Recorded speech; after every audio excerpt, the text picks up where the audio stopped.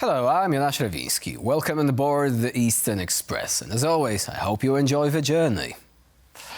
Now, this time around, we're talking about the burgeoning alliance between Russia and Iran. Because when two countries under Western sanctions start getting chummy, it is worth paying attention. Last Friday, Russian President Vladimir Putin and Iranian President Pezeshkian met on the sidelines of a conference in Central Asia. Now, you might be thinking, wait, did I miss the memo on this meetup? Don't worry, you're not alone. Putin's attendance at the event in Ashgabat, Turkmenistan, wasn't exactly broadcasted in neon lights. It was akin to a surprise party, but instead of cake and balloons, we got discussions on creating a new world order. So, let's dig in. Here is our latest report. The remarks delivered by Russian leader Vladimir Putin in Turkmenistan this Friday tell us something about the indispensability of BRICS in the building of the Russo-Iranian New World Order. Iran has become a full member of the Shanghai Cooperation Organization and BRICS, and I'll be waiting for you in Kazan this month on the 23rd and the 24th of the BRICS Summit, where we also have a bilateral meeting planned. The meeting is set to be held in Kazan, where Iran is set to sign a crucial partnership treaty with Russia. Aside from that, Tehran and Moscow share common enemies. The situation in our region is currently difficult, and the US and Europe don't want the situation to calm down. The relations between the regimes in Moscow and Tehran, both hit by Western sanctions, have flourished ever since Russia invaded Ukraine in 2022, with Tehran allegedly shoring Moscow up with missiles and drones. Russia has reportedly expressed readiness to return Iran's favor by providing the nation with Su-35 fighter jets and cutting-edge air defense systems. While Western sanctions have had some effect on Russia and Iran, they also backfired by making Moscow and Tehran top trading partners. Putin and Pezeshkian were expected to talk the Middle East. The region has seen Iran's position of regional contender weakened by recent Israeli attacks on Hezbollah's infrastructure in Lebanon. And while Moscow and Tehran have traditionally been working together to support Syrian President Bashar al-Assad, in North Africa, they have found themselves in opposing sides of the ongoing civil war in Sudan, with Russia backing the Rapid Support Forces and Iran working with the internationally recognized government. And now, let's take a look at the issue in greater detail. Now, the conference itself was officially to celebrate the 300th anniversary of 18th century poet Maksim Gorky. Few things go as well with reshaping global alliances like a poetry reading in Turkmenistan, right?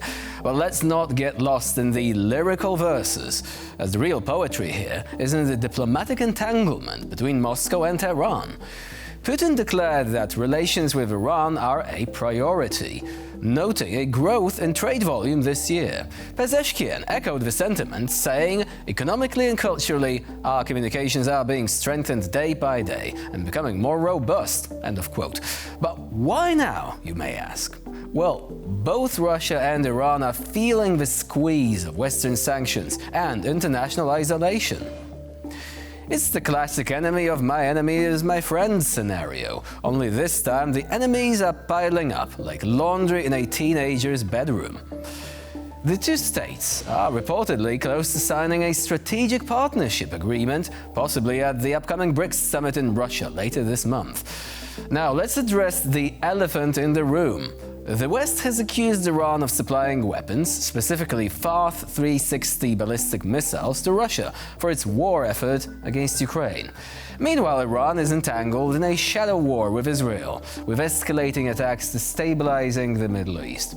Pezeshkian commented that the situation in the region is difficult and accused the United States and Europe of not wanting to calm the situation down.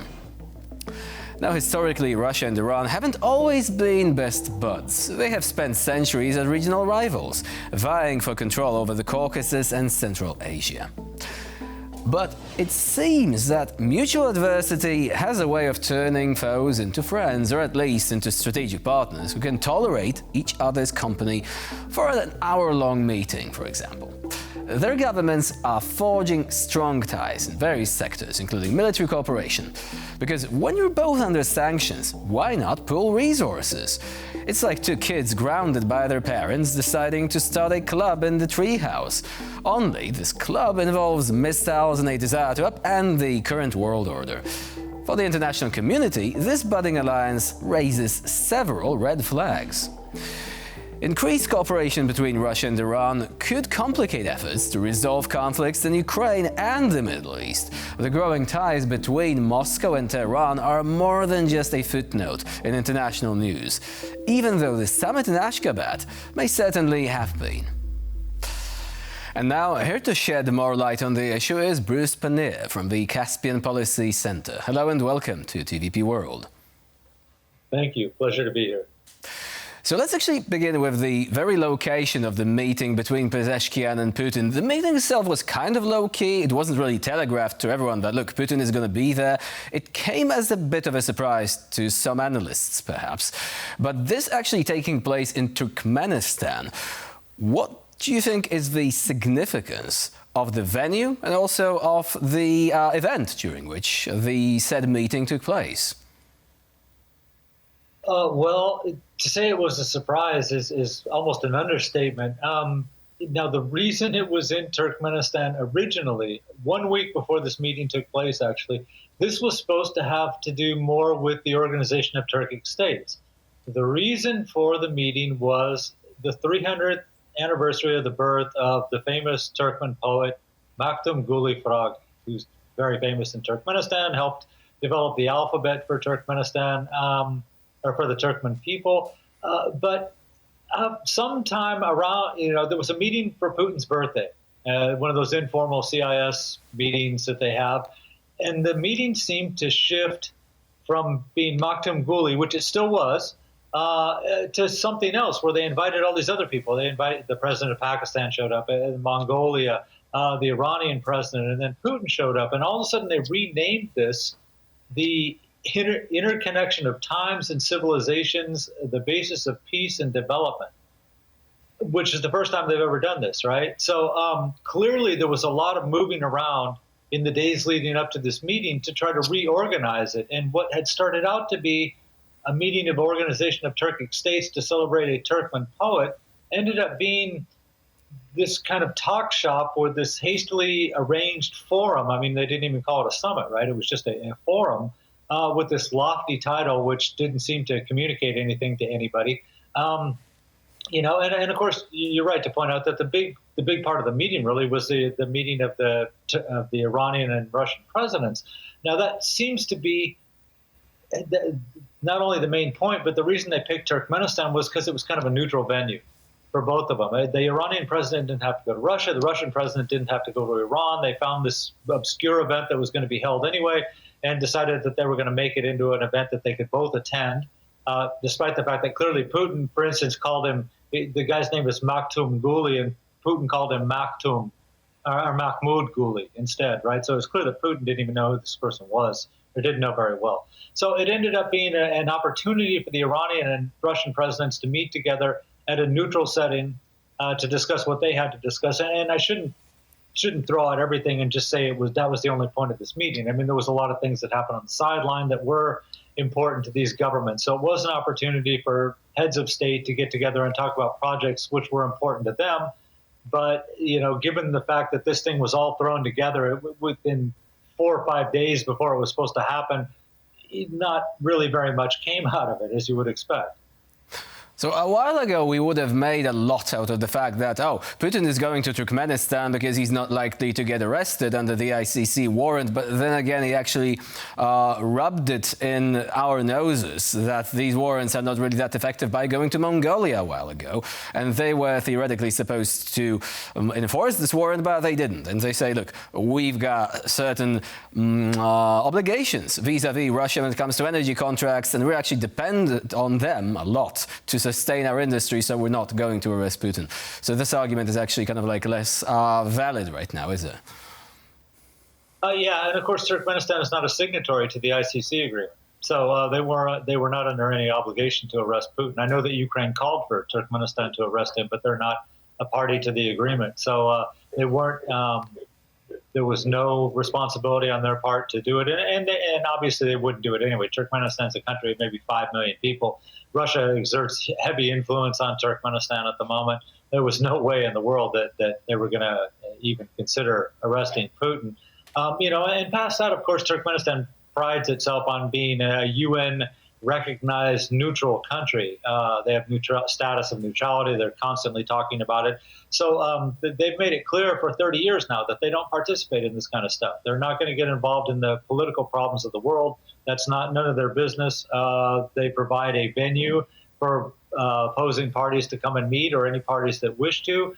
They're open to economic talks, but they're not going to be part of any security bloc, defense treaty, anything like that. So it was a very safe place for Vladimir Putin to show up, because there was just no possibility that there was going to be any problems for him there. And like I said, it was a good opportunity for him to meet not only with the Iranian president, but with some of these other Central Asian presidents also. So when it comes to the merit of the meeting itself, would you agree with a comparison that it was kind of like the upside down of global politics, to use a Stranger Things reference, i.e., look, the Western order is now gone, we want to create a new one, we're all about multipolarity, we're all about challenging the established order in this regard, which is, of course, a thinly veiled reference to basically making, say, territorial claims and pursuing aggressive policies and hoping that we're going to get away with this. Was it all there was to the talks between Pezeshkian and Putin? Well, obviously they have a lot to talk about bilateral relations. It's no secret that Russia is receiving weapons, drones, missiles, other things from Iran. So this is something that they certainly wanted to talk about. They said up front, the Russian Foreign Ministry said that a lot of this is going to be talk about the Middle East. Now, you don't have to read between the lines too much to figure out that a lot of this was going to be, well, what's going to happen when Israel decides to retaliate against Iran for its most recent attack. What is that? What kind of support can Iran expect from Russia? Can Russia do anything to help Iran prepare for this? What many feel is certainly going to be an impending attack from Israel. And so there was a lot for them both to talk about in terms of their own personal security or individual security of the countries, and how they were helping each other's military and security forces to prepare for, in the case of Ukraine, the war the full-scale war that Russia has launched on Ukraine, and in the case of Iran, the expected attack coming from Israel. So, of course, Russia is going to need more of these drones. A whole bunch of them recently exploded on the ground due to a Ukrainian attack. Apparently, there were as many as 400 of them in a military base located in Russian territory, but they actually went up in flames. So more deliveries might be needed there. Naturally, we're not going to shed any tears over that, but we're going to move on to something that you already mentioned. The position of Israel within all this, because we do remember that Israel wanted to have a working relationship with Russia. They did so for quite a while. Following the fall of the Soviet Union, these relations got a bit warmer.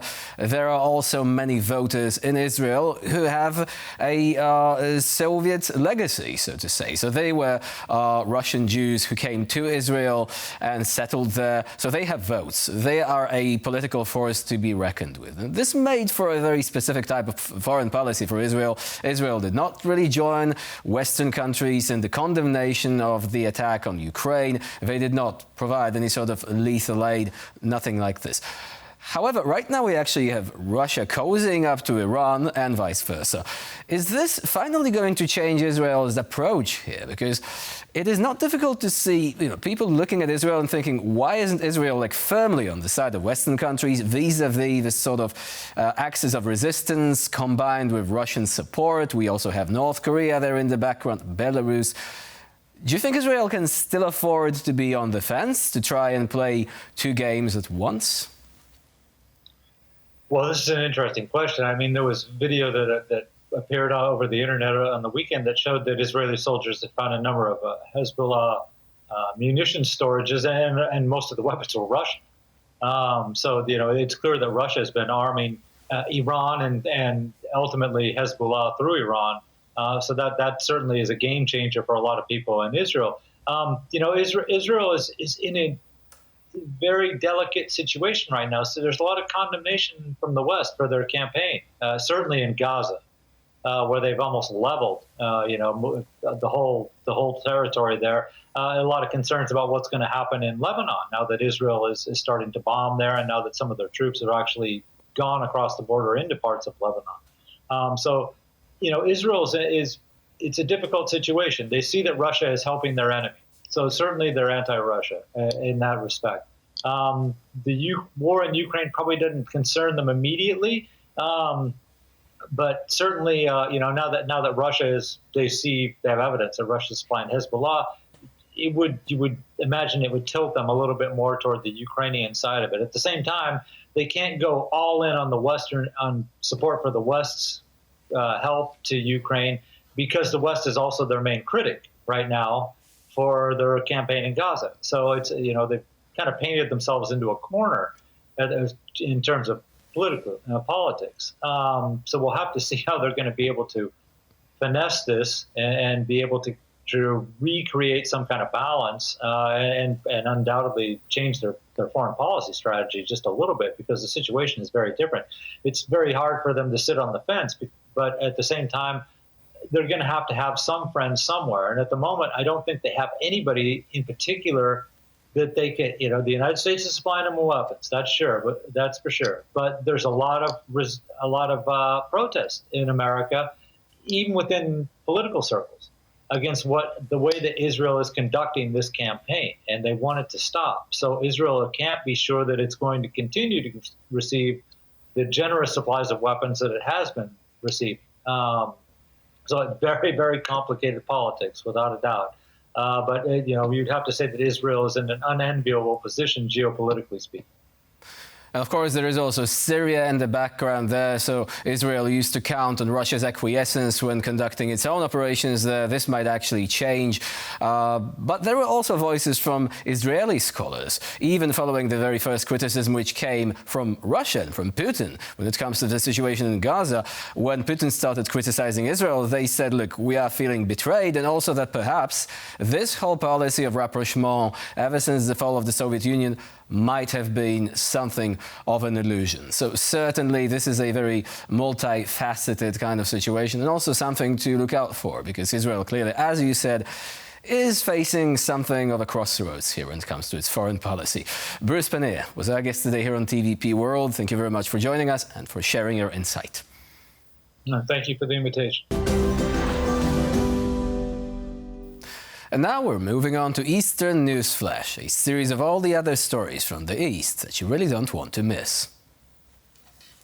Estonia is going to boost Ukraine's military production capabilities. So how exactly is this going to happen? Well, you can find out more in this report.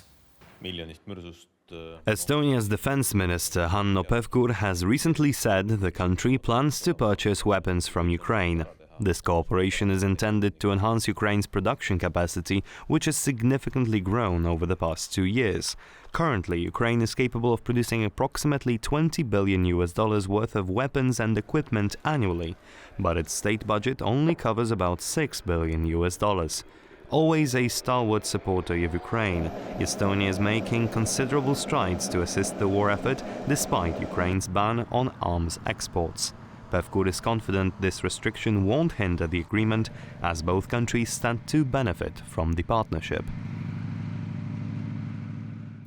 Armenia is eyeing armaments ramp-up despite ongoing peace talks with Azerbaijan. What is this all about? Well, here is the full story. Armenia has announced a 20% increase in military spending in its 2025 budget. The government said it will raise the military budget for 2025 to $1.7 billion. If this money is spent effectively, the Armenian-based forces' capabilities could increase significantly in the coming years. Armenia has been trying to narrow the military budget gap with Azerbaijan, whose own military budget is still twice as high. In recent weeks, Azerbaijan received the first JF-17 Thunder fighter jets ordered from Pakistan and signed a contract to procure an unknown number of the Chinese-Pakistani warplanes. Recently, it has been reported that in September, Russia effectively banned the imports of Kazakhstan's grains. The move makes the Kazakh-Russia trade relations seem as if they were rather more complicated than they used to be. So are Astana and Moscow locked in a silent trade war? More on that in this report. Russia's Veterinary Medicine and Agricultural Production Regulator has asked Kazakhstan to suspend the issuance of certificates for grain and its byproducts, sunflower seeds and other crops exported to Russia. The pretext? Quarantinable objects in Kazakh grain imports that threatened the phytosanitary welfare of the Russian Federation. When Kazakhstan approached Russia with demands to provide facts confirming the identified violations, Moscow provided none. The move is interpreted as a response to Kazakhstan's ban on Russian grain imports. The ban was introduced on August 1st and will remain in effect until the end of the year. The decision was made to limit the import of large quantities of cheap Russian wheat into the country at a time when good harvests filled reserve silos to the brim. A recent report by the Tajik government has revealed a dreary landscape of soaring poverty and unemployment. But how bad is the situation really in the former Soviet Republic? Here is the full story in greater detail. The governmental report highlighted that the majority of Tajik citizens cannot earn enough each month to cover basic needs. As of 2023, the average Tajik household earned an equivalent to roughly $87. Of that, just about $33 came from employment. An additional $31 per person appeared to come from remittances, vaguely labeled in the report as other money inflow. Remittances from labor migrants abroad, mainly from Russia, have been playing a crucial role in supporting most Tajik families. But with Moscow tightening restrictions on Central Asian migrant workers, this stream of money is under risk of drying soon. The remaining income highlighted in the report was derived from small-scale farming, pensions, businesses and investment income, and the sale of property. And for this episode of Eastern Express, it's the end of the line. Please stay with us here on TVP World for more latest news and updates.